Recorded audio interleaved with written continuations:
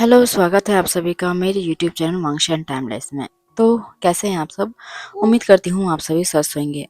तो चलिए चलते हैं आज फिर एक और नए शानवांग के सफ़र में। तो जी हाँ, आज का जो फैन फिक्शन है वो शानवांग पे होने वाला है, जिसका मतलब है कि हमारा विंग टॉप है और लानवांगजी बॉटम। और इस फैन फिक्शन का नाम है नो एड्रेस ओनली मेमोरीज। तो ज़्यादा ना कहते हुए सीधा आते हैं हमारे स्टोरी लाइन पे। कहानी की शुरुआत में हमें दिखाया जाता है एक बहुत ही शांत और एक सुंदर सा विलेज, जिसमें हम देखते हैं कि लालमंग जी, जो कि अभी केवल 10 साल का है, वो अपने घर के सामने बैठकर अपने स्कूल का काम कर रहा है। और उसके मदर फादर यानी कि लैन चिंगेंजुन और लैनी इस समय खेत में गए हुए हैं। तभी लैन सी चैन यानी कि लानवांग जी का बड़ा भाई आता है और वो लानवांग जी से कहता है, वांग जी, जाओ मदर और फादर को बुला के लाओ खेत से, कहना कि अंकल और आंट आए हुए हैं। लानवांग जी ये सुनते ही अपने गगा की तरफ देखता है और कहता है, गगा, अंकल आंट, लेकिन वो तो है नहीं यहाँ पे। तब लैंसी चैन कहता है, वो बस पहुंचने वाले हैं, लगभग 10 मिनट में पहुंच जाएंगे, तुम जाओ और उन्हें बुला के लाओ। लानवांग जी अपनी गगा को देखता है और फिर सर नोट करके अपने जो नोटबुक्स है और बुक्स है उसको वहीं पे साइड में रख के सीधा दौड़ के चला जाता है खेत में। लगभग 5 मिनट में ही लानवांग जी अपने खेत में पहुंच जाता है, जो कि बहुत बड़ा है। तो वो देखता है कि खेतों के बीचों बीच लैन चिंगेजुन और लैनी खेतों में काम कर रहे हैं। लानवांग जी भागता भागता आता है और कहता है, बाबा, मामा। वो दोनों अपने बेटे को देखते हैं, जो कि बहुत ही ज्यादा हाँफ रहा है। तब लैनी आती है लानवांग जी के पास और कहती है, अजान अजान, क्या हुआ? तुम इतना भाव क्यों रहे हो? क्या कोई परेशानी है? लानवांग जी पहले तो अपनी सांस समेटता है और कहता है, नहीं मामा, मैं ठीक हूँ। वो वो शहर से अंकल आए हैं, आप लोगों को बुला रहे हैं। लैन चिंगेजुन और लैनी ये सुन के थोड़ा सा हैरान हो जाते हैं, क्योंकि लैन किरण काफी सालों बाद गांव आए थे, या फिर यूं कहो लगभग 5 साल बाद। लैन किरण इससे पहले तब आया था जब लानवांग जी 5 साल का था। अब लानवांग जी ऑलमोस्ट 10 साल का हो चुका है। इतने सालों बाद लैन किरण को गांव में आता देखकर लैन चिंगेजुन उनकी आंखों में आंसू आ जाता है। वो अपना काम वैसा ही छोड़ते हैं और फिर अपने बेटे और पत्नी के साथ आ जाते हैं घर में। जैसे ही वो लोग घर में पहुंचते हैं तो देखते हैं कि लैन किरण और उनकी शाओजी यानी कि लैनशिन उन तीनों का ही वेट कर रहे हैं। लैन चिंगेजन और लैनी अपने गगो उन्हें बो करते हैं। लानवांग जी अपने अंकल और आंट को देखता है और फिर वह उन दोनों को बो करता है। लैन किरण लानवांग जी को एक तक देखते रहते हैं। वो लानवांग जी को प्यार से अपने पास बुलाते हैं और कहते हैं, आजान आओ। लानवांग जी थोड़ा सा हिचकिचाता है, क्योंकि वो लोगों के पास ज्यादा जाना पसंद नहीं करता, लेकिन खैर वो उनके पास चला जाता है। तब लैन किरण कहता है, तुम ठीक हो? लानवांग जी सर नोट करके हाँ का इशारा करता है। इतने में लैनी वो कहती है, आप सभी बैठो, मैं आप लोगों के लिए खाना बनाती हूँ। इतना कह के वो अपना किचन में चली जाती है। लैनी को किचन में जाता देख लैनशिन भी लैनी के पीछे पीछे आती है। लगभग 2 घंटे में वो दोनों खाना बना लेते हैं और फिर हम देखते हैं कि अभी लैन कुरैन, लैनशिन, लैन सिचैन, लैन वांगजी, लैन चिंगेजिन और लैन ये सभी अभी खाना खाने बैठे हुए हैं। तभी लैन चिंगेजुन अपने गगो यानी कि लैन किरण से कहते हैं, गगो, क्या हुआ? क्या कोई परेशानी है? आप अचानक से यहाँ पे? लैन किरण अपने भाई यानी कि लैन चिंगेजुन को देखते हैं और फिर एक सॉफ्ट सा स्माइल करते हैं और कहते हैं, चिंगेजुन, मैं जानता हूँ कि मुझे यहाँ पे अचानक से देख के तुम बहुत हैरान होंगे। वैसे तुम्हें क्या लगता है, क्या तुम्हारा भाई तुम्हें याद नहीं करता? ऐसी बात नहीं है, मैं हमेशा तुम सबको याद करता हूँ। मैंने तो तुम्हें कितनी बार कहा है कि मेरे साथ शहर चलो। खैर, ये तुम्हारी मर्जी है कि तुम यहाँ से जाना नहीं चाहते, लेकिन इस बार मैं तुमसे कुछ कहना चाहता हूँ। ये सुन के लैनी और लैन चिंगेजुन साथ ही साथ लैन वांगजी और लैन चिचन लैन किरण की तरफ देखते हैं। तब लैन चिंगेजुन कहता है, हाँ काका, कहिए। तब लैन किरण कुछ कहने ही वाला होता है। तब लैनशी उन्हें पहले खाना खाने का इशारा करती है। लैन किरण कहते हैं, पहले हम खाना खा लेते हैं, उसके बाद बात करेंगे। लगभग आधे घंटे में उन सबका खाना हो जाता है और फिर खाना हो जाने के बाद हम देखते हैं कि अब सभी लोग एक कमरे में बैठे हुए हैं। तब लैन किरण कहता है, दरअसल चिंगेजुन, मुझे समझ नहीं आ रहा मैं क्या कहूँ या फिर कैसे कहूँ, लेकिन खैर मैं तुमसे कहना चाहता हूँ कि क्या तुम वांग जी को हमारे साथ शहर में भेजोगे, क्योंकि तुम जानते हो ना कि शिशिन और मेरा बेबी नहीं हो सकता। तो क्या हम, इतना कहते ही लैन के रैन की आंखों में आंसू झलक आता है। ये सुन के लैन ये और लैन चिंगेंजन एकदम से हैरान हो जाते हैं। फिर उन्हें याद आता है लगभग 10 साल पहले का एक समय। तो हम लगते हैं अब से ठीक 10 साल पहले का समय, जब लनवांग जी बस पैदा हुआ था। उस दौरान शायद किसी एक्सीडेंट के कारण लैन किरैन और लैन शी, उनका जो बच्चा था वो मिसकैरेज हो गया था, और तब से अब तक शायद इनका कोई बेबी नहीं हुआ। या फिर उस एक्सीडेंट के कारण जो लैन शी था, उनका जो यूट्रस होता है वो इतनी बुरी तरह से रप्चर हो गया कि शायद वो कभी भी अब माँ नहीं बन सकती। ये याद आते ही लैन चिंगेंजन और लैनी, उनकी आंखों में भी आंसू आ जाता है।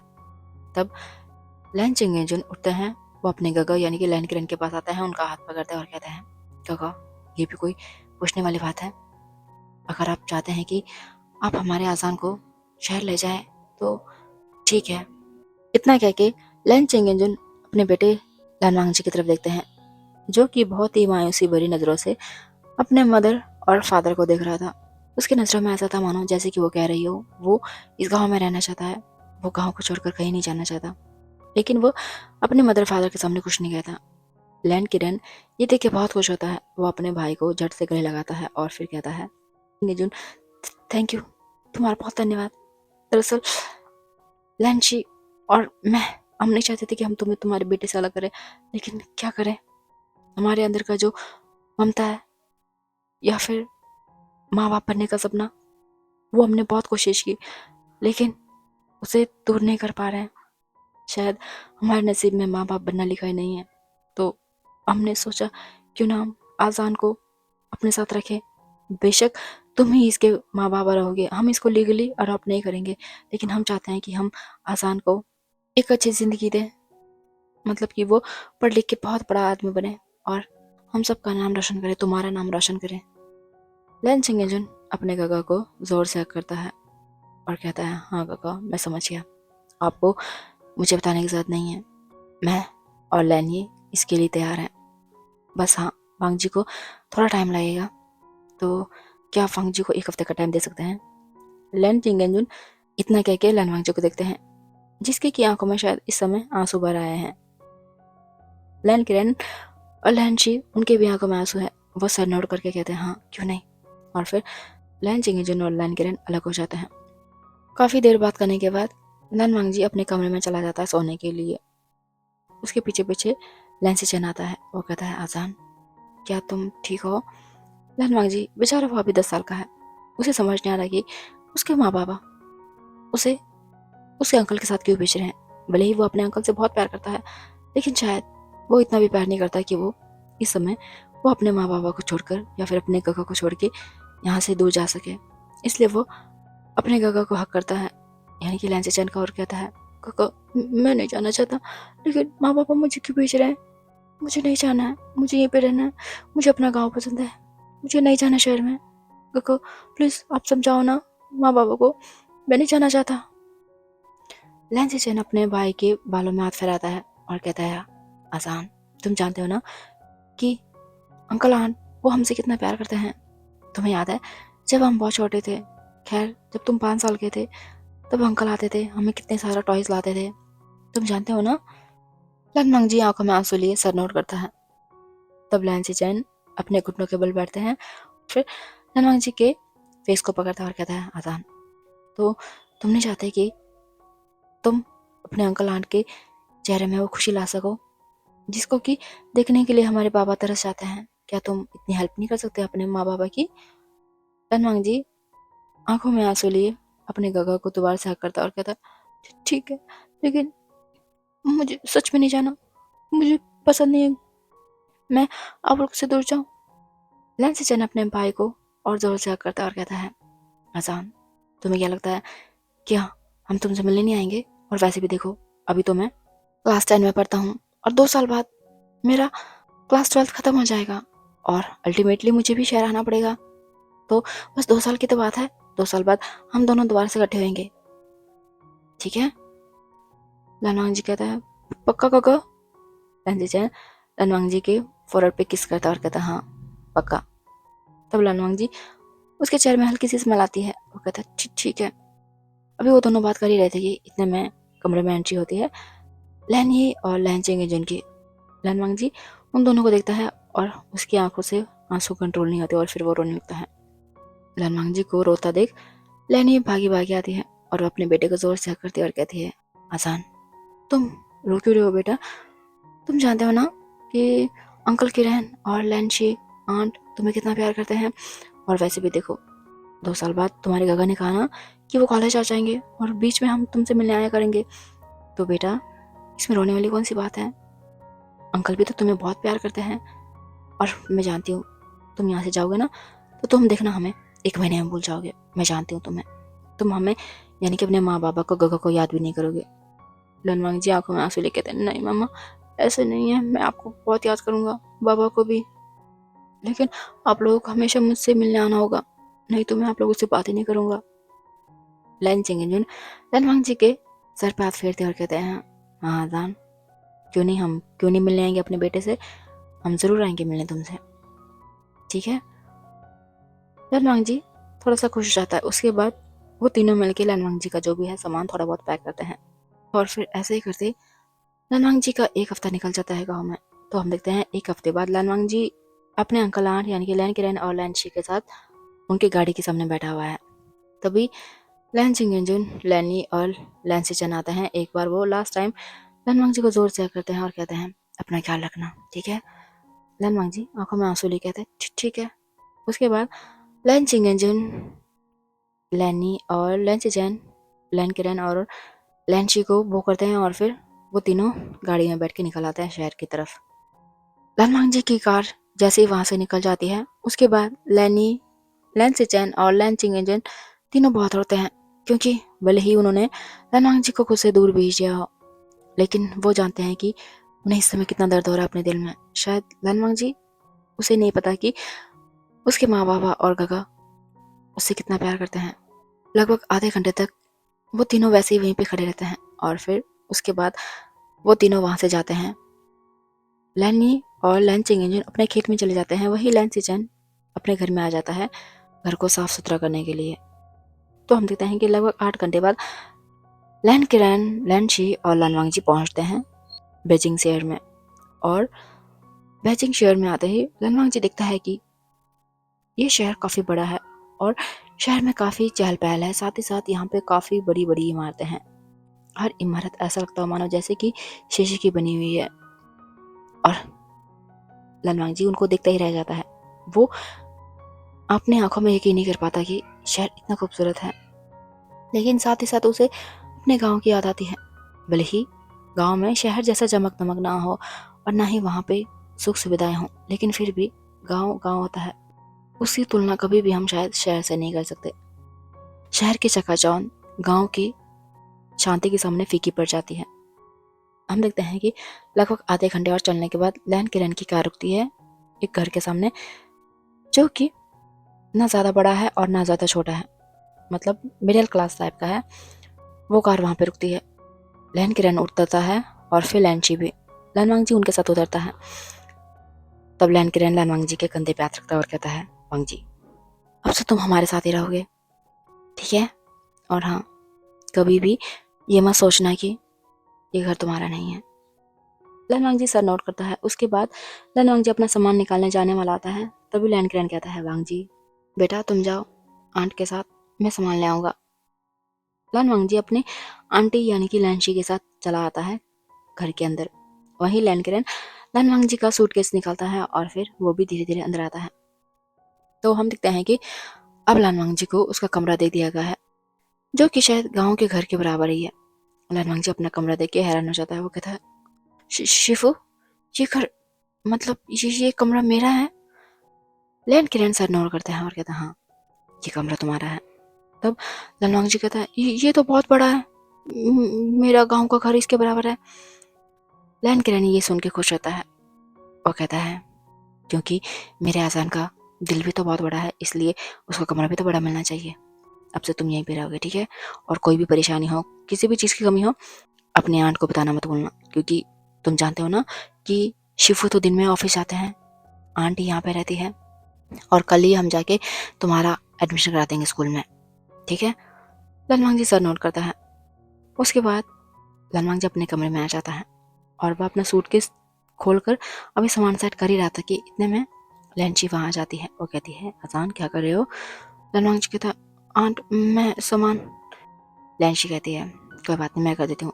इतना कह के वो आती है और फिर लनवांग जी का सारा सामान एज इट इज अच्छे से सेट कर देती है। वो कहती है, लो अब हो गया, अब तुम आओ नीचे, हम कुछ खा लेते हैं। लनवांग जी ठीक है कहता है और फिर वो तीनों आते हैं तो देखते हैं कि घर में एक नौकर है जिसने सारा खाना बना लिया है। वो तीनों खाना खाते हैं और फिर खाना खाने के बाद लनवांग जी अपने कमरे में चला जाता है।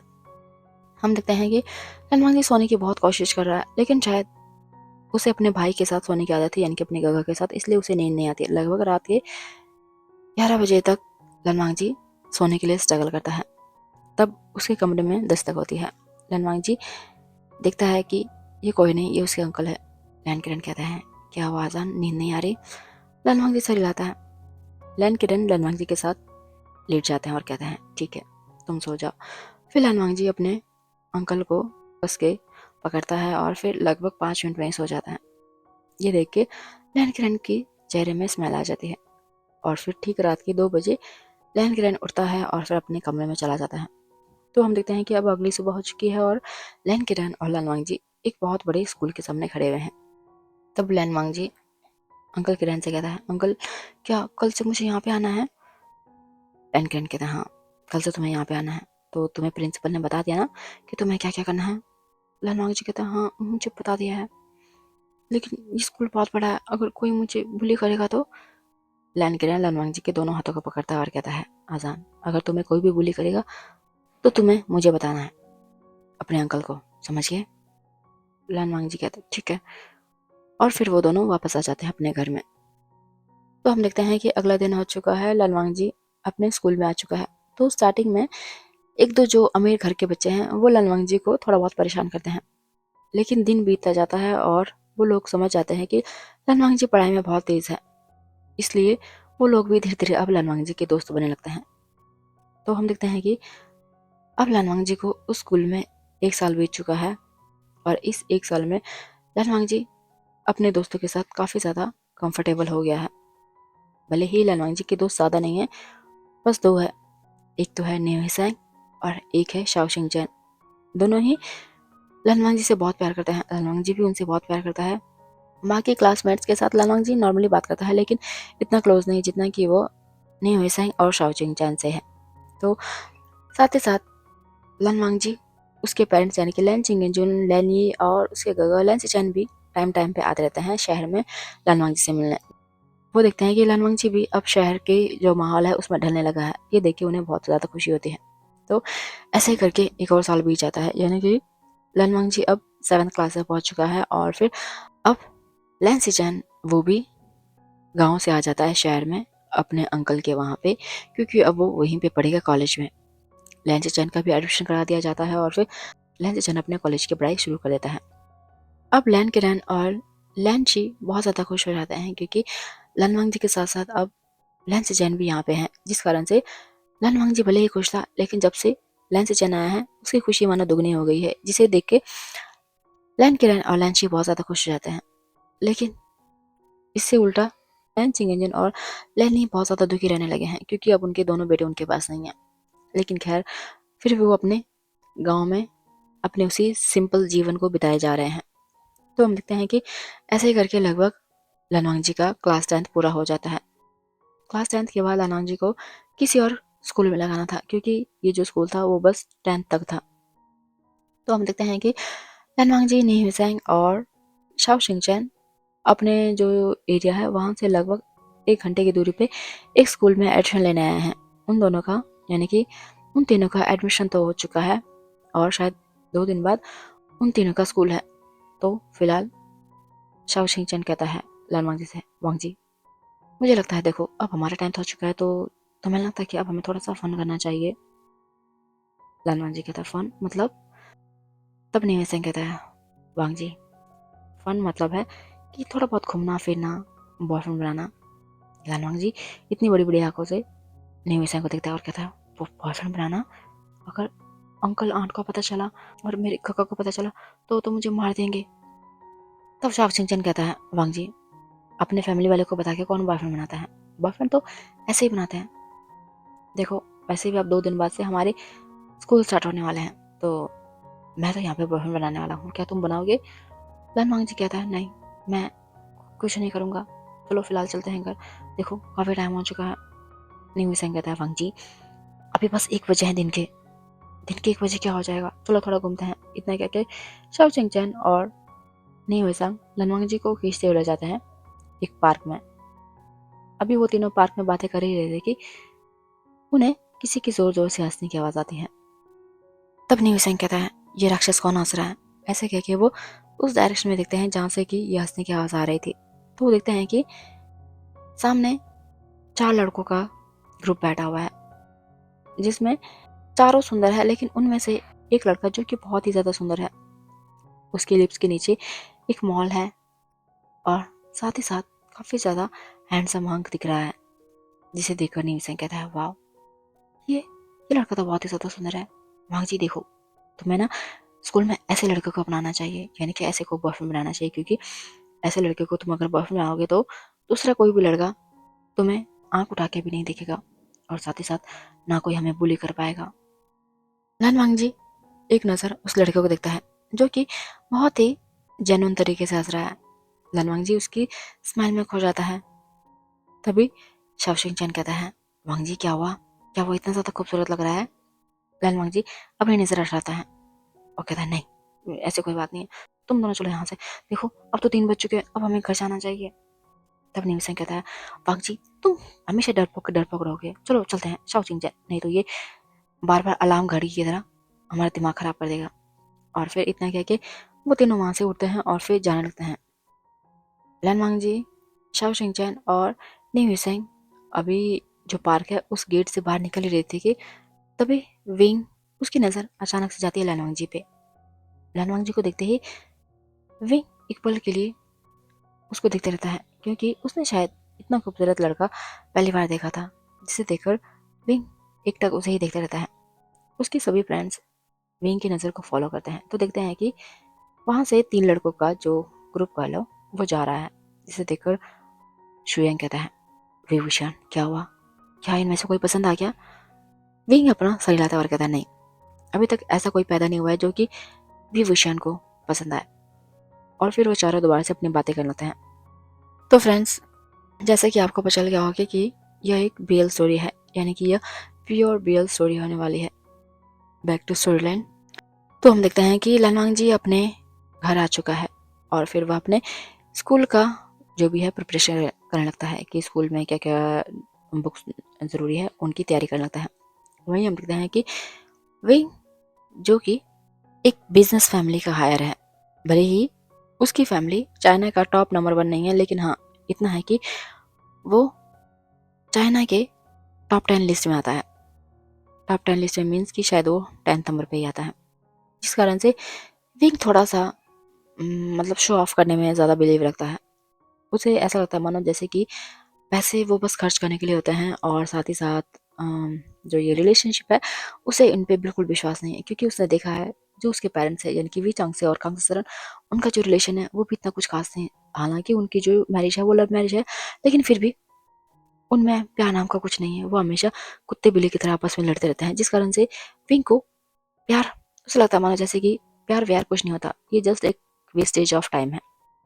तो हम देखते हैं कि इस समय विंग अपने मेंशन में बैठा हुआ है। अभी वो कुछ कर ही रहा था कि अचानक से लानोंग जी का चेहरा उसकी आंखों के सामने आ जाता है और फिर उसके चेहरे में हल्की सी स्मेल आ जाती है। इतने में कांसे सरन वहां पे आ जाती है। वो कहती है आई क्या हुआ? तो विंग कहता है कुछ नहीं मदर, और फादर कहाँ पे है? तब कांसे सरन कहती है और कहाँ होना, वो अपने ऑफिस में है। और तुम्हारा कॉलेज, क्या तुमने कॉलेज में बात कर ली है? विंग कहता है हाँ मदर, फादर ने पहले से बात करके रखी थी, तो परसों से मेरी भी क्लास है, आप टेंशन मत लो। आप जानते हैं ना कि आपका आशियान बहुत तेज है पढ़ने में, आपको मेरी पढ़ाई के लिए चिंता करने की बिल्कुल जरूरत नहीं है। कांग सन कहती है हाँ हाँ मैं जानती हूँ। और हाँ, लोगों से दूर रहना। तुम नहीं जानते कैसे कैसे लोग होते हैं इस दुनिया में। विंग कहता है मतलब कांगसान कहते हैं कुछ नहीं कुछ नहीं। और तुमने सारी तैयारियां कर ली है, बुक्स वगैरह सब ले लिए तुमने? विंग कहता है हाँ सब ले ली है। और मदर वैसे फादर और अंकल फैमियान उनकी आपस में क्यों नहीं बनती? कांगसासरन वो कहती है मुझे नहीं पता, मैं जा रही हूँ। इतना कह के वो जाने वाले थे है, तभी विंग अपने मदर का हाथ पकड़ लेता और कहता है मदर मैं हमेशा आपसे ये पूछता हूँ और आप हमेशा इस बात को टाल देती है। मैं जानना चाहता हूँ। और आप जानते हैं कॉलेज में, यानी कि जिस कॉलेज में मेरा एडमिशन हुआ है वहाँ पे यालनी सीजी और जंगचन का गाँव भी है। तो मुझे लगता है कि मैं फैमिली जो मतभेद हैं उन्हें बुलाकर मैं गगा और शीजे से बात करूंगा। चाहे अब फादर को कुछ भी कहे, मैं उनकी बात नहीं सुनने वाला। इतना कह के विंग अपने काम में लग जाता है। कांग से तरन वो विंग से कुछ कहना चाहती है लेकिन फिर वो कुछ नहीं कहती और फिर अपने कमरे में वापस आ जाती है। वहीं हम देखते हैं कि विंग अपनी मदर को जाते देखता है और फिर मन में सोचता है आखिर फैमियान अंकल और फादर के बीच में हुआ क्या है, क्यों वो आपस में बात नहीं करते? फ्रेंड्स, दरअसल जो जियांग फेमियान और वी चांग से हैं वो कजन ब्रदर्स हैं। लेकिन अब से काफी साल पहले, यानी कि जब विंग पैदा ही नहीं हुआ था, उन भाइयों के बीच में कुछ ऐसा हो गया जिस कारण से ये उनकी आपस में नहीं बनती। उन दोनों फैमिलीज का जो बिजनेस था वो अलग अलग हो गया और जियांग फेमियान जो कि अपने बिजनेस को काफी आगे ले गए, यानी कि वो फिलहाल चाइना के टॉप 3 बिजनेसमैन में से एक है। वहीं वी चांग से वो भी बिजनेस में काफी अच्छे हैं लेकिन वो इतनी उन्नति नहीं कर पाए जितने की जियांग फेमियान ने किया, यानी कि वो बस टॉप 10 की लिस्ट में ही रह गए। ये देख के भी वी चांग से अपने गगा से यानी कि जियांग फेमियान से काफी ज्यादा चिड़चिड़े रहते हैं। बाकी इनके बच्चे यानी कि यानली, जियांग चैन, विंग, ये आपस में तीनों एक दूसरे से बहुत ज्यादा प्यार करते हैं। वो अपने पेरेंट्स को बिना बताए ही आपस में मिलते हैं और फिर काफी ढेर सारी बातें करते हैं। उन्हें बिल्कुल फर्क नहीं पड़ता कि उनके फादर उनके आपस में बनते नहीं हो, क्योंकि उनके हिसाब से उनके फादर की जो आपस में लड़ाई है वो उनका पर्सनल कारण है। अब उनके पर्सनल कारण वो अपने जो भाई बहन के जो रिश्ते हैं उसमें नहीं आने देंगे। इस कारण से वो तीनों बहुत ही ज़्यादा आपस में उनकी काफ़ी ज़्यादा अच्छी बॉन्डिंग है। बैक टू स्टोरी, हम देखते हैं कि विंग सोच रहा है और फिर लगभग आधे घंटे बाद वो अपने बिस्तर में आता है और फिर सो जाता है। तो हम देखते हैं कि ठीक 2 दिन बीत चुका है और फिर सलमान जी अपने स्कूल में जा चुका है और वहीं विंग भी अपने कॉलेज में आ चुका है। जैसे ही विंग कॉलेज में आता है तो कॉलेज की पूरी लड़कियां विंग को देखने लगती है, क्योंकि विंग बहुत ही ज़्यादा हैंडसम है। बेशक वो अभी फर्स्ट ईयर का स्टूडेंट है लेकिन उसका जो बॉडी स्ट्रक्चर है, बॉडी स्ट्रेंथ, उसकी जो मतलब फिजिक है, उसे देख के लगता है कि वो ऑलमोस्ट फाइनल ईयर का स्टूडेंट होगा। विंग अभी अपनी बर्नी स्माइल दिखाकर अपनी कार से निकल ही रहा था कि इतने में पीछे गाड़ी से हॉर्न की आवाज़ आती है। विंग पीछे मुड़ के देखता है तो ये और कोई नहीं, ये उसके शिजिए और जंगचैन थे, जिन्हें देख के वो एकदम से अपनी कार से निकलता है और फिर सीधा अपने शिजिए और गगा की कार के सामने आके खड़ा हो जाता है। यानली और आचिंग भी आते हैं विंग को हक करते हैं और कहते हैं विंग, हमने तुम्हें बहुत मिस किया, हमें बहुत खुशी हो रही है कि तुम हमारे कॉलेज में है। खैर तुमने अंकल को मनाया कैसे? तो विंग कहता है गगा ये बहुत लंबी स्टोरी है, किसी और दिन सुनाऊंगा। जंगचैन कहता है हाँ हाँ चलो ठीक है, क्लास में अच्छे से पढ़ना। मैंने सुना है कि तुम बहुत ही गुंडागर्दी करते हो, लेकिन इस कॉलेज में गुंडागर्दी मत करना, क्योंकि यहाँ का जो ऑनर है वो बहुत स्ट्रिक्ट है, उसे ये गुंडागर्दी पसंद नहीं है, ठीक है? विंग कहता हाँ हाँ गगा, मैं इतना बड़ा बदमाश भी नहीं हूँ कि मैं कॉलेज में गुंडागर्दी करूँ। यानली कहती है हाँ हाँ आशियान, वो तो हम जानते हैं तुम कितने अच्छे हो और कितने बदमाश। विंग स्माइल करता और कहता हाँ जी जी, अब तो मुझे अच्छे से जानती है ना। ऐसे कह के वो यानली को एक आई विंग करता है और फिर उसके बाद दोबारा से विंग और जंगचन जाते हैं अपने गाड़ी के पास, उसको अच्छे से पार्किंग लॉट में पार्क करके फिर अपने क्लास में चले जाते हैं। वहीं हम देखते हैं कि लनवांग जी उसकी क्लासेस भी स्टार्ट हो चुके हैं। लनवांग जी, शाओ शिंचैन और नी सेंग ने सोचा था कि उनका स्कूल में रैगिंग होगा या कुछ होगा, लेकिन ऐसा कुछ नहीं होता। यहाँ पे सभी बच्चे मतलब बस सिंसियर टाइप के हैं, मतलब किसी को भी फालतू की चीज़ों में इंटरेस्ट नहीं है, यानी कि लोगों को परेशान करना या फिर उन्हें बुली करना, ऐसा कुछ भी नहीं था। जो देख के ये दोनों बहुत ज़्यादा खुश हो जाते हैं। तो हम देखते हैं कि इस समय लंच का टाइम है और लानवांग जी अभी नी हुई और शाओ सिंचन के साथ लंच कर ही रहा था कि तभी दो लड़के आते हैं। वो सीधा लानवांग जी के सामने आके खड़े हो जाते हैं और कहते हैं, तुम्हारा नाम क्या है? लानवांग जी उनको देखता है और कहता है, लानवांग जी। तब उनमें से एक लड़का अपना हाथ आगे करता है और कहता है, मैं तुमसे दोस्ती करना चाहता हूँ, क्या तुम दोस्ती करोगे? लानवांग जी एक बार उस लड़के को देखता है और फिर अगले पल उस लड़के के हाथ को, जो कि बहुत ही स्टाइलिश वे में उसने आके किया हुआ था। लानवांग जी कुछ कहने ही वाला होता है, तभी जो उनका लंच पीरियड था वो खत्म हो जाता है। नहीं वैसे शाओ चिंगचन और लानवांग जी अपने जगह से उठते हैं और कहते हैं, अभी क्लास लग गई है, मैं जा रहा हूँ। इतना कह के लानवांग जी और ली हुई शाओ चिंगचन वहां से चले जाते हैं। वो लड़का उन तीनों को जाते देखता है और फिर मंद मंद मुस्कुराता है। तब दूसरा लड़का कहता है, बहन जाओ, क्या तुझे लगता है कि तू इस ब्यूटीफुल लड़के को पटा पाएगा? तो वैन चाओ कहता है, हाँ, ऐसा कोई भी लड़का नहीं हो जो मेरी ब्यूटी पे फिदा ना हो। ये सुन के सोंगलान वैन चाओ को देखता है और कहता है, हाँ वो तो है, लेकिन ये मुझे थोड़ा अलग लग रहा है। तब वैन चाओ कहता है, ये अलग है तभी तो आज ज़्यादा मज़ा है, चलो कल देखते हैं, फिलहाल तो क्लास का टाइम हो चुका है। फिर वो दोनों भी क्लास में आ जाते हैं।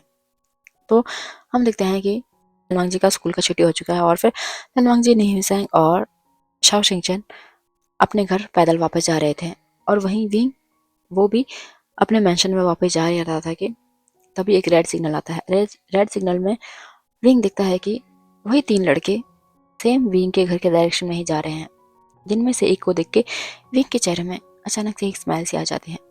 वो मन में सोचता है, तो तुम कौन हो? तुम्हें देखते ही मेरे दिल की धड़कन क्यों बढ़ जाती है? क्या क्या मैं तुम्हें जानता हूँ? फिर विंग अपने सर पे टपली मारता है और कहता है, मैं कैसे जान सकता हूँ? मैं तो देखा ही फर्स्ट टाइम इसे, यानी कि दूसरी बार, तो मैं कैसे जान सकता हूँ इसे? लेकिन भी उसे ही दिख रहा होता है।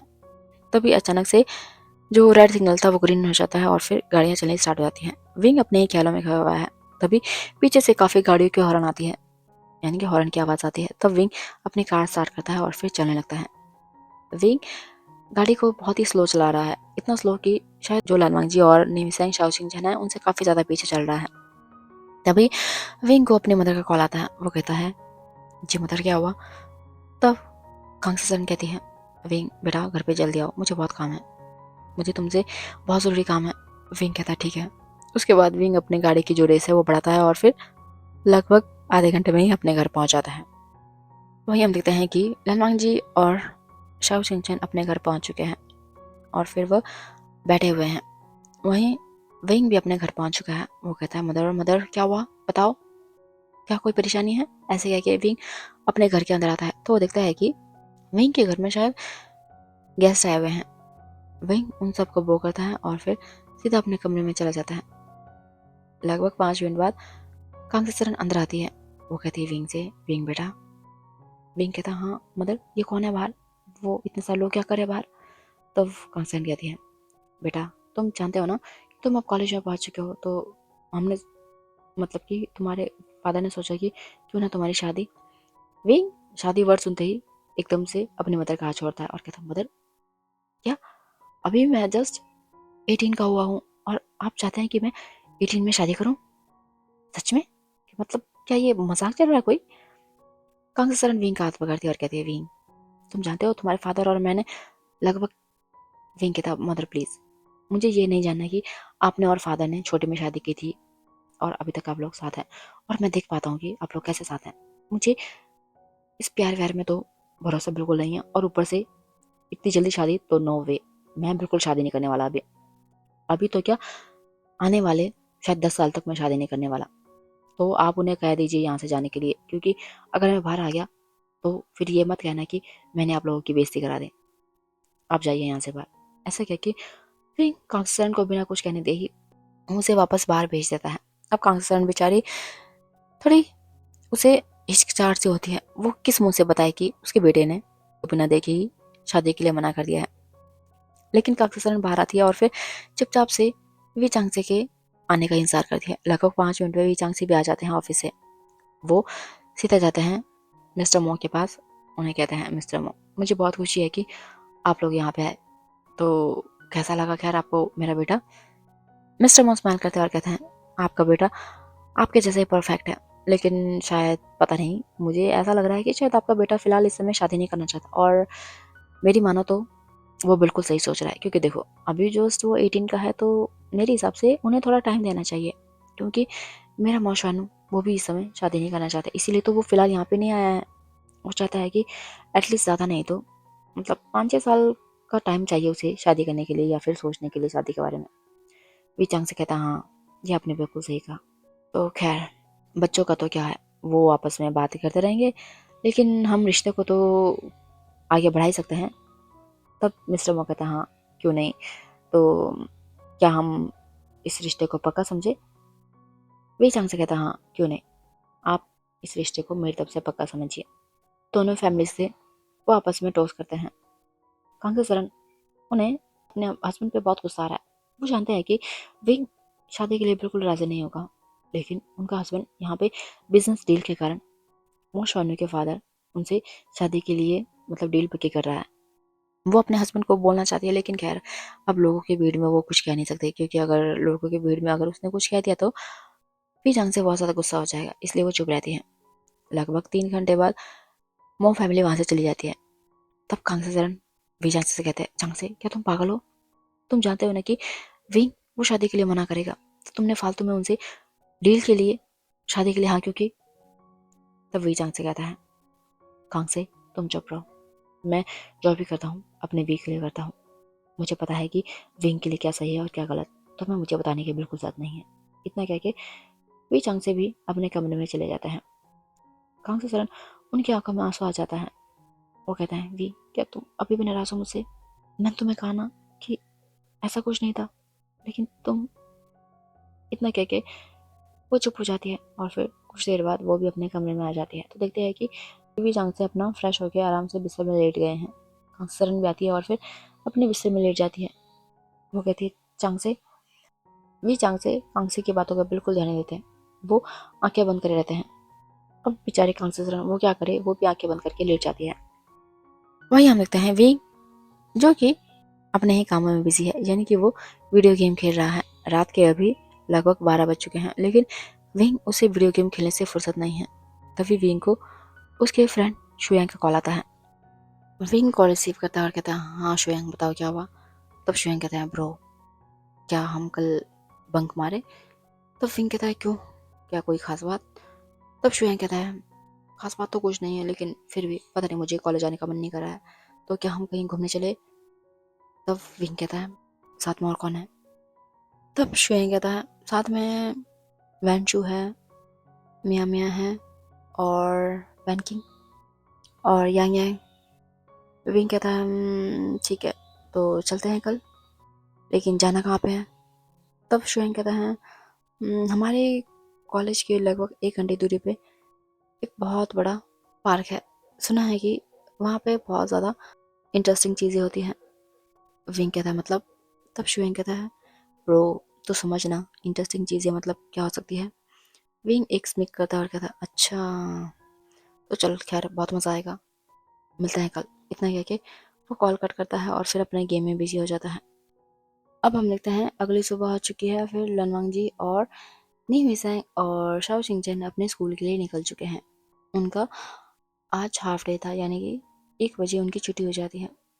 तब नी हुईसैंग कहता है, देखो आज जल्दी छुट्टी होगी, तो चलो ना कहीं चलते हैं। तब शाओ शिंगचैन कहता है, अरे सामने पार्क है, एक बहुत बड़ा पार्क है, तो क्या हम वहाँ पे चले? तब नी हुईसैंग कहता है, हाँ वो तो ठीक है, लेकिन पता नहीं, मैंने उस पार्क के बारे में बहुत अजीब अजीब बातें सुनी है।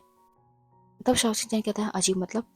तब नी हुईसैंग कहता है, दरअसल उस पार्क में मतलब थोड़ा सा मैक्सिमम वहाँ पे कपल्स आते हैं, तो फिर वहाँ पे कपल्स को काफ़ी ज़्यादा बहुत ही आपत्तिजनक कंडीशन में लोगों ने पकड़ा हुआ है। तब साउथ शिनचैन कहता है, वाह तब तो ज़्यादा मजा आएगा, चलो ना चलते हैं। लनवांग जी कहता है, नहीं नहीं नहीं, हम नहीं जाएंगे ऐसे पार्क में। तब न्यूज़ैंग कहता है, वांग जी चलो ना, मज़ा आएगा। और वैसे भी हम कौन से कपल के साथ जा रहे हैं, हमने तो बस देखना है कि वो लोग वहाँ पे क्या करते हैं, ताकि अगर नेक्स्ट टाइम अगर हम अपने पार्टनर के साथ जाए तो वैसे ही करेंगे, हमें थोड़ा सा सीखने को भी मिल जाएगा। ये सुन के शाओ शिनचैन शाय करता है और कहता है, हाँ नहीं है, तुम तो बहुत ही चालाक हो, चलो ना चलते हैं। इतना कह के वो दोनों लानवांग जी को जबरदस्ती वहां से ले चलते हैं उसी पार्क की तरफ। और फिर लगभग 1 घंटे के बाद वो तीनों भी उसी पार्क में एंटर हो जाते हैं, जहाँ पे कि ऑलरेडी विंग और उसकी जो ग्रुप है मंडली वो पार्क में घूम रहे थे। नी वैसांग, शाओ शिंचन और लानवांग जी पूरे पार्क में घूमने लगते हैं, लेकिन उन्हें ऐसा कुछ भी नहीं दिखता जैसा कि नी वैसांग ने कहा था। तभी शाओ शिंचन कहता है नी वैसांग से, वैसांग तो ना 1 नंबर का झूठा है, देखो यहाँ पे तो कुछ भी नहीं है ऐसा। खैर आ गया तो यहाँ पे घूमना ही पड़ेगा। तुमने सच में मेरा माइंड स्पॉइल कर दिया है। पता नहीं मैं क्या क्या सोच के आया था, मैंने सोचा था कि पत्नी क्या क्या देखने को मिलेगा, यहाँ पे तो ऐसा कुछ भी नहीं है। तब नी वैसांग कहता अरे यार सच में मैंने ऐसा ही सुना था, लेकिन क्या पता यहाँ पे ना और थोड़ा सा दूर हो तो क्या हम वहाँ पे चले। लानवांग जी कहते नहीं, यहाँ से अब कहीं नहीं जाएंगे, हम इतना आ चुके हैं, वही बड़ी बात है, यहाँ से अब हम बिल्कुल नहीं जाएंगे। नी वैसांग और शाओ शिनचैन कहता है लानवांग जी तू ना बहुत ही अनरोमांटिक है, पता नहीं तेरा पार्टनर कैसा होगा, चाहे वो लड़का हो या लड़की, क्या तू उन्हें सेटिस्फाई कर पाएगा। लानवांग जी इतनी बड़ी बड़ी आंखों से उन दोनों को देखता है और कहता है तुम दोनों कितने गंदी बातें करते हो, जाओ तुम दोनों यहाँ से, मैं यहाँ पे वेट कर लूंगा। नी वैसांग कहता पक्का ना, तू कहीं जाएगा तो नहीं, और सबसे बड़ी बात घर तो कहीं नहीं जाना। लानवांग जी कहता नहीं नहीं मैं नहीं जाऊंगा, तुम जाओ, तुम दोनों जाओ यहाँ से, 1 नंबर के बदतमीज कहीं के। शाओ शिनचैन कहता है पक्का ना, नहीं जाएगा ना तू। लानवांग जी कहता है हाँ हाँ नहीं जाऊंगा, जाओ तुम दोनों यहाँ से, और तुम दोनों मेरे सामने ही गंदी बातें करना बंद करो, जाओ यहाँ से। नी वैसांग और शाओ शिनचैन लानवांग जी को देख के स्माइल करते हैं और कहते हैं हाँ पक्का जाना मत, नहीं तो देखना हम तुम्हें मार देंगे, अगर तू यहाँ से गया ना तो देखना हम तेरे से बात नहीं करेंगे। लानवांग जी कहता है हाँ हाँ नहीं जाऊंगा, जाओ तुम दोनों यहाँ से। उसके बाद वो दोनों आगे की ओर बढ़ जाते हैं और फिर लानवांग जी वहीं पे साइड में जो बेंच है वहाँ पे बैठ जाता है। अभी लानवांग जी को बैठे आधे घंटे हुए थे कि तभी लानवांग जी के सामने एक हाथ आ गया था। वो कहता है क्या तुम मुझसे दोस्ती करोगे। लानवांग जी ऊपर देखता है। लानवांग जी उसे देखकर एक अनोइंग सा फेस बनाता है, जो कि बहुत ही स्टाइलिश वे में लानवांग जी के सामने अपना हाथ आगे करा हुआ था और एक स्माइल कर रहा था देखकर। लानवांग जी उसे स्माइल देख के बिल्कुल अच्छा लगता। वो कहता है नहीं मुझे तुमसे बिल्कुल दोस्ती नहीं करनी है, अपना हाथ पीछे करो। और फिर लानवांग जी वहां से उठ जाता है और जाने लगता है। तभी वो लड़का दोबारा से लानवांग जी के पीछे पीछे आता है और कहता है लानवांग जी यार तुम इतना भाव क्यों खा रहे हो, इतना भाव तो लड़कियां भी नहीं खाती है, तुम्हें मेरे बॉयफ्रेंड बनने में प्रॉब्लम क्या है।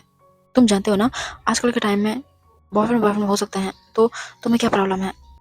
लानवांग जी पीछे मुड़ता है और फिर उसकी आंखों में आंखें डाल के कहता है क्योंकि मुझे ये बनने से कोई प्रॉब्लम नहीं है, मुझे प्रॉब्लम है तुमसे, मुझे तुम्हारे साथ रिलेशनशिप में नहीं आना।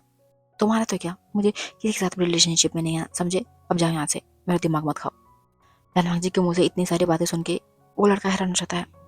तब वो कहता है लानवांग जी क्या तुम मेरा प्रपोजल ठुकरा रहे हो। लानवांग जी कहता है हाँ मैं ठुकरा रहा हूँ, क्या मैं तुम्हें लिख के दूँ बताओ। अगर तुम्हें लिख के चाहिए तो रुको मैं भी लिख के देता हूँ। इतना कह के लानवांग जी अपना बैग रखता है और फिर बैग में से एक ड्राइंग का नोट पैड निकालता है और फिर उसमें बड़े बड़े अक्षर में लिख के देता है I don't want to be in relationship with you, got it. फिर लानवांग जी उसे यानी कि वेंचाओ को वो पेपर पकड़ाता है और कहता है ये लो, ये है मेरी तरफ से तुम्हारे प्रपोजल का रिजेक्शन लेटर, अब जाओ मेरे सामने मत खड़े रहो। बेचारा वेंचाओ उसे एक टक देखता है यानी कि उस पेपर को, और फिर अगले ही पल वो लानवांग जी को देखता है और ठीक ठीक है मैं जाता हूँ, इतना कह के वो वहां से चला जाता है। लानवांग जी दोबारा से आता है और फिर अपने बेंच में बैठ जाता है। वो अभी सर नीचे करके बैठा हुआ था। तभी ऐसा लगता है उसे मानो कि कोई उसके सामने खड़ा हुआ है। लानवांग जी कहता है क्या तुम्हें इतनी भी शर्म नहीं है कि एक बार मना करने पे दोबारा से आ गए। ऐसे कह के लानवांग जी ऊपर की तरफ देखता है तो देखता है कि ये कोई और है, जिसे देखकर लानवांग जी उसको देखता रह जाता है। लेकिन अगले ही पल वो समझ जाता है और कहता है आप कौन है। वो लड़का एक स्माइल करके लानवांग जी को देख रहा होता है। वो कहता है क्या तुम मुझसे दोस्ती करोगे। लानवांग जी मन में सोचता है बस बड़ी मुश्किल से को भेजा और दूसरा आ गया। वो कहता है नहीं मुझे कोई भी इंटरेस्ट नहीं तुमसे दोस्ती करने में, तुम भी जाओ यहाँ से। वो लड़का जो सामने खड़ा है उसे बिल्कुल विश्वास नहीं हो रहा है कि इस लड़के ने उसे अभी मना कर दिया। वो कहता है क्या क्या मतलब। लानवांग जी कहता है क्या क्या मतलब तुम्हें समझ नहीं आता कि मुझे तुमसे दोस्ती करने में कोई इंटरेस्ट नहीं है, अब जाओ यहाँ से। पता नहीं कहाँ से आ जाते लोग दिमाग खराब करने। ऐसा कह के लानवांग जी उठता है और फिर वहां से आगे चला जाता है। वही विंग, जी हाँ तो ये और कोई नहीं विंग है, वो अभी सदमे में है क्योंकि उसे विश्वास नहीं हो रहा है कि किसी ने उस जैसे हैंडसम चार्मिंग पर्सन को इनकार कर दिया है। इतने में पीछे से मियाँ मियाँ आती है। वो कहती है विंग, वाह, शायद लाइफ में पहली बार किसी ने तुझे मुंह पे ना कहा है, जिसे देखकर मुझे तो बहुत मजा आया। सच में मेरा मन कर रहा है कि मैं जाऊं अभी उसे एक जोर से हक करूं। विंग वो मियाँ मियाँ को देखता है और कहता है, मियाँ मियाँ तुम ज्यादा खुश मत हो, ठीक है। तभी विंग के सारे फ्रेंड्स वहां पे आ जाते हैं, यानी कि शुयांग, वेंचू, वेनकिंग, साथ ही साथ यांग यांग। वो कहते हैं, विंग हमें बहुत दुख हो रहा है तुम्हारे लिए। खैर ये देखने में बहुत मजा आएगा कि तू इस लड़के को कैसे प्रपोज करता है और कैसे उसे अपने प्यार में गिराएगा। ये हमारी तरफ से तेरे लिए एक टास्क है, तो क्या तुझे लगता है तू इस टास्क को जीत पाएगा? विंग उसके चेहरे में अलग सा एक स्मेक आ जाता है। वो कहता है, अच्छा तो तुम्हें क्या लगता है कि मैं इसे नहीं पटा पाऊंगा या फिर इसे अपने प्यार के जाल में नहीं फंसा पाऊंगा? वेनकिंग कहती है, बस बस विंग, मुझे लगता है ना कि अब तो कुछ ज्यादा ओवर कॉन्फिडेंट हो रहा है। तूने देखा ना, उसने तेरे मुंह पे तुझे मना कर दिया, तो तुझे लगता है कि वो तेरे इस जाल में फंस पाएगा? विंग कहता है, और नहीं था क्या, पूरी दुनिया में अभी तक ऐसा कोई पैदा नहीं हुआ है जो कि विंग की जाल में ना फंसे। अब शुयांग कहता है, लगी शर्त, अगर तूने उसे अपने प्यार के जाल में फंसा लिया तो हम तुझे एक बड़ी पार्टी थ्रो करेंगे, लेकिन याद रखना अगर तू उसे अपने जाल में ना फंसा पाया तो तुझे हमें उतनी ही बड़ी, यानी कि उससे भी ज्यादा बड़ी पार्टी थ्रो करनी पड़ेगी। मंजूर है? विंग कहता है, हाँ मंजूर है। लेकिन तभी यांग यांग कहता है, विंग और तुम सब, क्या तुम सब पागल हो? तुम्हें नहीं लगता कि मतलब इस छोटी सी बात को लेकर तुम किसी के फीलिंग के साथ खेलोगे? उसे तुझसे सच्चा प्यार हो गया तो फिर से क्या करेगा? विंग उसकी तरफ देखता है और एक स्माइल करता है और कहता है, यांग यांग तू भी ना इतना बड़ा हो गया और तुझे पता नहीं कि आजकल की दुनिया में सच्चे प्यार नाम की कोई चीज होता ही नहीं है, सभी लोग टाइम पास करते हैं, तो वो भी पक्का टाइम पास करेगा। सो ब्रो चिल कर, ऐसा कुछ भी नहीं होगा। और रही बात इसे अपने प्यार में गिराने की, तो कल से ही ये मिशन स्टार्ट हो जाएगा और मैं जानता हूँ कि ये किस स्कूल में पढ़ता है। विंग को देख के शुयांग, मियाँ मियाँ और वैनकिंग कहते हैं, साथ ही साथ वेंशु, वाओ तुझे तो पहले से इन्फॉर्मेशन है। विंग कहता है, और नहीं तो क्या, तुमने क्या मुझे ऐसे ही समझा हुआ है? फिर वो दोस्त थोड़ी देर बातें करते हैं और फिर वहां से चले जाते हैं अपने घर की तरफ। वहीं हम देखते हैं कि लालमांग जी वो बहुत ज्यादा फ्रस्ट्रेट हो चुका है, उसके चेहरे में गुस्सा साफ दिखाई दे रहा है। तभी सामने से नीविसेंग और शाओशिंग चन आ रहे हैं, जिनका कि पूरा चेहरा ब्लश से लाल हो चुका है। लालमांग जी कहता है, क्या हो तुम दोनों को, और तुम दोनों ने इतना टाइम क्यों लगा दिया? तब नीविसेंग कहता है, वांग जी तुम नहीं जानते वहां पर कितना मजा आ रहा था। लालमांग जी नीविसेंग को टेढ़ी नजर से देखता है और कहता है, वैसा तुम्हें नहीं लगता कि अभी ये समय सही नहीं है हम सबको, मतलब हमें ऐसी चीजें देखने के लिए? नीविसेंग कहता है, वांग जी ऐसा कुछ नहीं है, हम कभी भी कुछ भी दे सकते हैं, बस हमें हमारे अंदर सेल्फ कंट्रोल होना चाहिए। लालमांग जी कहता है, अच्छा चलो खैर चलो चलते हैं यहाँ से, मुझे यहाँ पे नेक्स्ट टाइम से आना ही नहीं है, इतना बकवास जगह है ये। तब शाओशिंग चन कहता है कि वांग जी क्या हुआ, क्या कोई परेशानी है? लालमांग जी कहता है, हाँ पता नहीं दो नंबरों ने मेरा दिमाग खराब कर दिया है। नीविसेंग कहता है, क्यों क्या हुआ? तब लालमांग जी उन दोनों को पूरी बात बताता है। लालमांग जी की बात सुन के वो दोनों लालमांग जी को हैरानी से देखते हैं और कहता है, अच्छा इट मीन्स कि तुम्हें दो दो लड़कों ने अप्रोच किया और तुमने दोनों को मना कर दिया? लालमांग जी कहता है, हाँ। तब शाओशिंग चन कहता है, वांग जी एटलीस्ट टाइम पास के लिए किसी को हाँ कर देता। लालमांग जी शाओशिंग चन को देखता है और कहता है, शाओशिंग चन तुम जानते हो ना कि मेरे डिक्शनरी में टाइम पास नाम की कोई चीज़ नहीं है, अगर मैं किसी से प्यार करूंगा तो दिल से प्यार करूंगा, उसके अलावा टाइम पास ना मैंने कभी सोचा है और ना ही मैं आगे कभी सोचने वाला हूँ। अब चलो तुम दोनों फालतू का दिमाग खराब मत करो मेरा, चलो। इतना कह के वो दोनों चलने लगते हैं और फिर लगभग 1 घंटे के बाद हम देखते हैं कि लालमांग जी अपने घर में बैठा हुआ है अपने कमरे में। फिलहाल उसका दिमाग बहुत ज़्यादा घुमा हुआ है क्योंकि उसे इस समय वैन चाओ और विंग के लिए बहुत गुस्सा आ रहा है।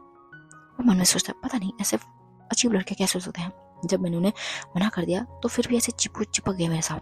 भगवान प्लीज, मैं तो दुआ करता हूँ कि अगली बार से मैं कभी उन दोनों का शक्ल ना देखूं। इतना सोच के लालमांग जी थोड़ी देर बैठता है और फिर लेट जाता है। तो हम देखते हैं कि अगला दिन हो चुका है, लेकिन लालमांग जी महसूस करता है कि वैन चाओ शायद सुधर गया है, उसने लालमांग जी को बॉदर करना बंद कर दिया है। वहीं इसी के साथ साथ हम देखते हैं कि विंग उसने अब लालवांग जी पे पूरी नज़र डाली है। यानी कि वो हर समय लालवांग जी को आता जाता देखता है कि वो कहाँ रहता है, क्या करता है, किस समय कहाँ जाता है, सब कुछ। और ऐसे ही करके ऑलमोस्ट 2 महीने बीत जाते हैं। 2 महीने में हम देखते हैं कि विंग को अब लालवांग जी का जो भी डेली रूटीन है उसका पूरा बाय हार्ट कर लिया है, क्योंकि इन 2 महीनों में विंग ने पूरा लालवांग जी का जो डेली रूटीन है उसको दिमाग में बसा लिया है। तो हम देखते हैं ठीक 2 महीने बाद एक बार लालवांग जी ग्रोसरी का सामान लेके अपने जो सर्वेंट है उसके साथ आ रहा था। तभी लालवांग जी को उसके फ़ोन में किसी का कॉल आता है। लालवांग जी कॉल रिसीव करता है और कहता है, यस कौन? सामने से आवाज़ आता है, हेलो मुझे तुमसे बात करना है। लालवांग जी कहता है, हाँ बताओ क्या बात है, वैसे कौन हो तुम? सामने से आवाज़ आता है, मैं तुम्हें बहुत चाहता हूँ, क्या तुम मुझसे मिल सकते हो? लालवांग जी उसे ये सुन के बहुत गुस्सा आता है। वो कहता है, व्हाट द हेल, कौन हो तुम? और तुम्हें क्या लगता है क्या ये मजाक करने का टाइम है? हाँ। तभी सामने से आवाज़ आता है, माय डार्लिंग तुम्हें क्यों लगता है कि मैं तुमसे मजाक करूंगा? खैर पहले तो तुमने 2 महीने पहले मेरा प्रपोजल रिजेक्ट कर लिया, तो अब मैं तुमसे दोबारा मिलना चाहता हूँ और मैं तुमसे कहना चाहता हूँ कि मैं तुमसे बहुत प्यार करता हूँ, प्लीज़ मेरे प्रपोजल को एक्सेप्ट कर लो। लालवांग जी वो अपने दिमाग पे जोर डालता है। वो सोचता है कि 2 महीने पहले फिर उसे याद आता है वेंचाओ और विंग का। तो वो समझ जाता है कि ये वेंचाओ तो नहीं हो सकता, क्योंकि भले ही लालवांग जी वेंचाओ से बात नहीं करता, लेकिन वो उसी के स्कूल में पढ़ता है। तो लालवांग जी को पता है कि वेंचाओ किस तरह से बातें करता है। तो लालवांग जी को समझ से देर नहीं लगती कि ये विंग है, यानी कि वही दूसरा लड़का जो कि वेंचाओ के बाद आया था। तब लालवांग जी कहता है, तुम्हारी हिम्मत कैसी हुई मुझे कॉल करने की, और तुम्हें मेरा नंबर किसने दिया बताओ? विंग एक स्माइल करता है और कहता है, मुझे लगता है तुम बहुत ही ज़्यादा एक्साइटेड हो मुझसे मिलने के लिए। यार एक्साइटेड तो मैं भी हूँ तुमसे मिलने के लिए, तो बताओ हम दोनों कब मिल सकते हैं ताकि हम अपने प्यार की शुरुआत कर सकें? लालवांग जी कहता है, व्हाट रबिश, तुम्हें क्या लगता है कि मैं तुम जैसे लड़के को हाँ करूँगा या फिर तुम्हारे को डेट करूँगा? ये सपने में भी नहीं हो सकता, समझे? इतना कह के लालवांग जी कॉल कट कर देता है। लेकिन लालवांग जी को दोबारा से कॉल आता है। लालवांग जी फ्रस्ट्रेट हो जाता है और फिर वह अपना फ़ोन स्विच ऑफ कर देता है और फिर सीधा अपने घर चला जाता है। लालवांग जी अपने घर में आते ही अपने कमरे में आता है और फिर अपने फ़ोन को स्विच ऑन करता है। तो देखता है कि लालवांग जी को कम से कम 10 मिस कॉल आई हुई थी। लालवांग जी अपना सर पकड़ता है और कहता है, हे भगवान क्या हो गया इस पागल लड़के को? फिर लालवांग जी फ्रेश होने चला जाता है। तो हम देखते हैं कि अब लालवांग जी को विंग दिन में 10-10 20-20 बार कॉल कर देता है और हर कॉल में बस वो वही कहता है कि वो लालवांग जी से बहुत प्यार करता है और लालवांग जी उसे यानी कि उसके प्रपोजल को एक्सेप्ट कर ले। ऐसे करके लगभग 1 महीना बीत जाता है और 1 महीने तक विंग लालवांग जी को ऐसे ही परेशान करता है। अब लालवांग जी विंग से हद से ज़्यादा फ्रस्ट्रेट हो जाता है।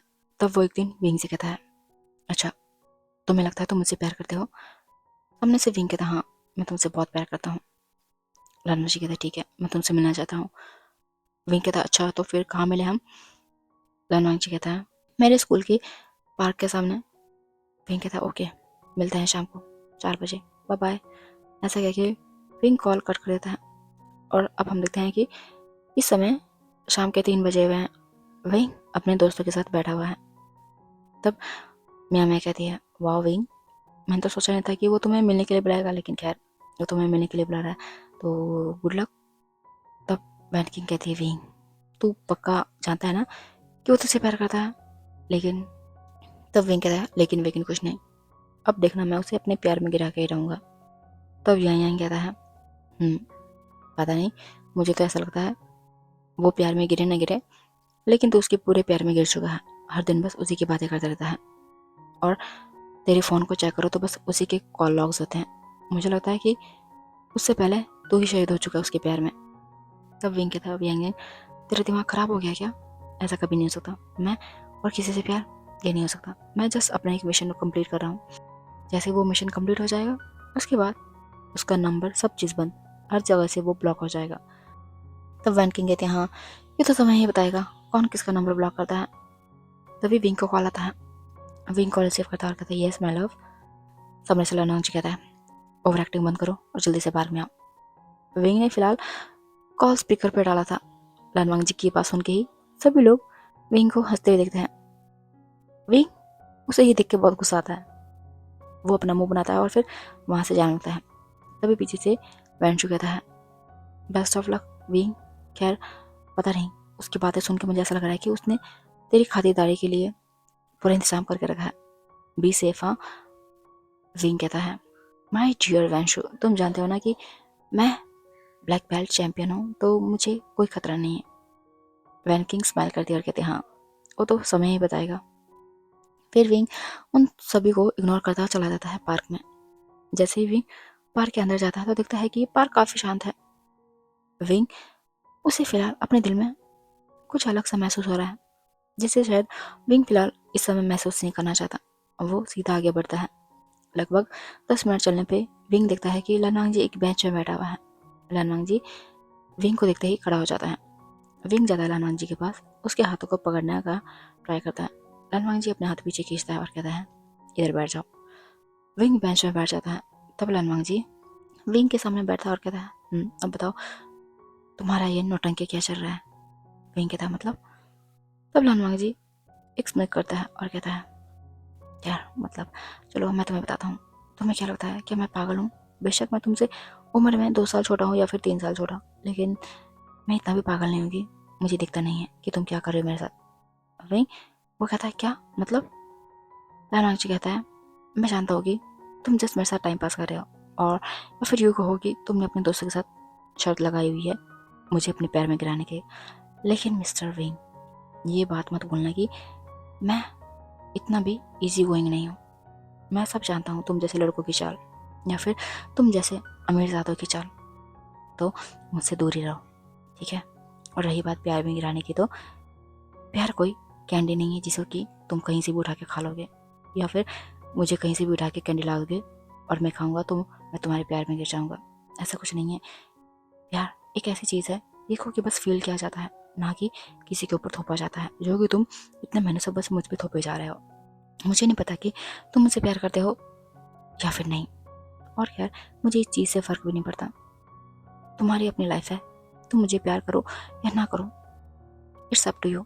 लेकिन अब से और आइंदा से कभी भी अपना ये जो फालतू का नाटक है, ड्रामा है, मेरे सामने मत करो। और रही बात तो मैं अपनी शर्त जीतने की, तो कोई बात नहीं, तुम्हारे सामने तुम्हारे फ्रेंड्स के सामने मैं ऐसा प्रिटेंड करूंगा कि मैं तुम्हारे प्यार में गिर चुका हूँ। तब तो तुम्हें खुशी मिलेगी ना, तब तो तुम्हारा ईगो सेटिस्फाई हो जाएगा ना। हाँ मिस्टर विंग। विंग अब उसे समझ नहीं आ रहा वो क्या बोले, क्योंकि भले ही वो ललवांग जी से टाइम पास करना चाहता था, लेकिन पता नहीं उसे ललवांग जी के साथ बातें करना और उसकी बातों को सुनते रहना उसे बहुत अच्छा लगता है। लेकिन विंग ललवांग जी से कुछ नहीं कह पाता।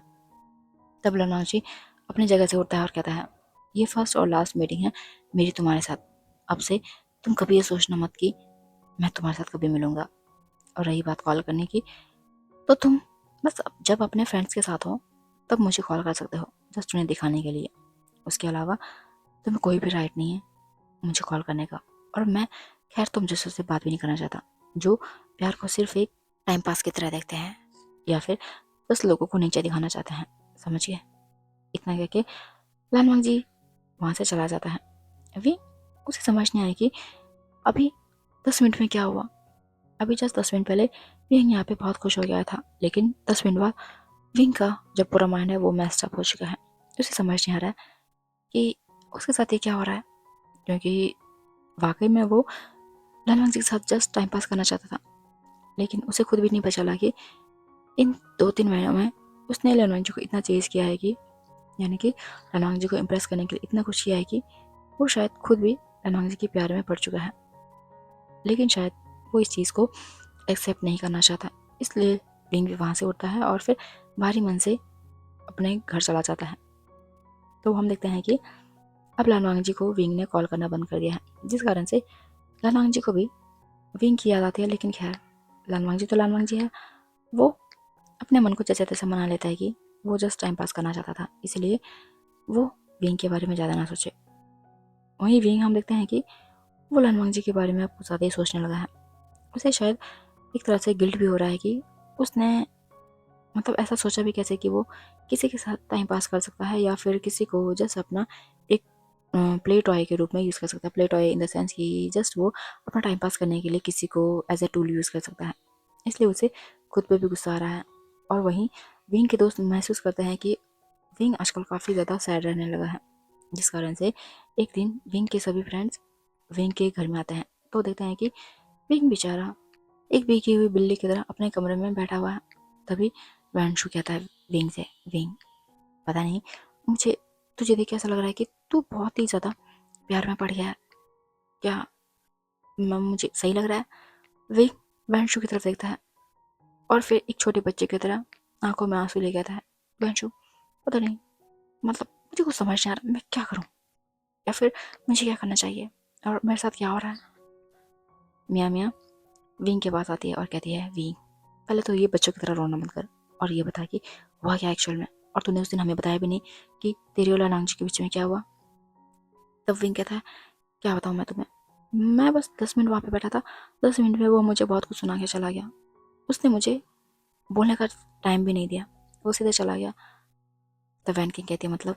तब विंग उन्हें सब बात बताता है कि लालवांग जी को पहले से ही पता था कि विंग जस्ट उसे टाइम पास के लिए प्रपोज कर रहा है या फिर विंग की जस्ट शर्त लगी है अपने दोस्तों के साथ। ये सुन के सभी लोग हैरान रहते हुए कहते हैं, लेकिन उसे पता कैसे चला? तब यांग यांग कहता है, खैर अब जो भी हो उसे तो पता चल चुका है, तो मुझे नहीं लगता कि अब वो तुझे हाँ करेगा। आई मीन क्योंकि तुझे देख के मुझे इतना तो लग रहा है कि वो शायद वो नहीं, तुझे देख के मुझे इतना तो लग रहा है कि तू शायद उससे प्यार करने लगा है। लेकिन विंग मैंने तुझे पहले ही कहा था ना कि किसी के साथ खेलने से पहले, यार मैं क्या बोलूँ। तब विंग कहता है, बताओ मैं क्या करूँ अब? तब बहन किंग कहती है, अब क्या करना है, अब तुझे मुझसे माफ़ी मांगनी चाहिए। विंग कहता है, लेकिन उसने तो मुझे मना किया है बात करने से, उसने कहा है कि अब से मैं उसके सामने कभी ना हूँ। मियाँ मियाँ अपने सर पर हाथ मारती और कहती है, विंग अगर वो तुझसे कहेगा कि तू मर जा, क्या तू मर जाएगा? विंग सोचता है और कहता है, खैर उसने ऐसा तो नहीं कहा मुझे। मियाँ मियाँ कहती है, अरे बेवकूफ़ मैं जस्ट बोल रही हूँ। तो विंग कहता है, नहीं मर तो नहीं सकता, अगर मैं मरूंगा तो फिर प्यार कौन करेगा उससे? तब मियाँ मियाँ कहते हैं, हाँ तो वही, तुझे उसे अब यकीन दिलाना होगा कि तू जस्ट टाइम पास नहीं करना चाहता उसके साथ, तू उसके साथ लॉयल है, यानी कि तू उससे बहुत प्यार करता है। तो मुझे लगता है कि अगर तू ऐसा करेगा तो वो मान जाएगा। तब विंग कहता है, हाँ वो तो ठीक है, लेकिन तुम जानते हो ना कि अब उसके फाइनल एग्ज़ाम का टाइम हो चुका है और हमारे भी फाइनल एग्ज़ाम का टाइम हो चुका है, अगर इस समय मैं उसे डिस्टर्ब करूँगा तो उसकी पढ़ाई डिस्टर्ब हो जाएगी। तो फ्रेंड्स, टू शॉट का जो वन शॉट था वो यहीं पे एंड होता है। इसका जो लास्ट पार्ट है वो विद इन 4 days अपलोड हो जाएगा। तो खैर आपको क्या लगता है कि अब विंग के जो फ्रेंड्स हैं उसे क्या सजेस्ट करने वाले हैं, और वही लनवांग जी, क्या उसको मनाना इतना ईजी होगा? क्या इन दोनों का प्यार आगे जाके ब्लूम करेगा या फिर विंग अपने ही जाल में दोबारा से फंस जाएगा? और क्या उन दोनों के फैमिली वाले उनके इस रिलेशनशिप को मानेंगे? ये सब देखने के लिए बने रहिए इसके नेक्स्ट एपिसोड में, यानी कि जो इसका फाइनल एपिसोड आएगा। तो देखते हैं आगे क्या होता है। तो फिलहाल मैं चलती हूँ, मिलते हैं आपसे इसके लास्ट एपिसोड में। तब तक के लिए bye bye, tata, take care, और हाँ merry Christmas to all, bye.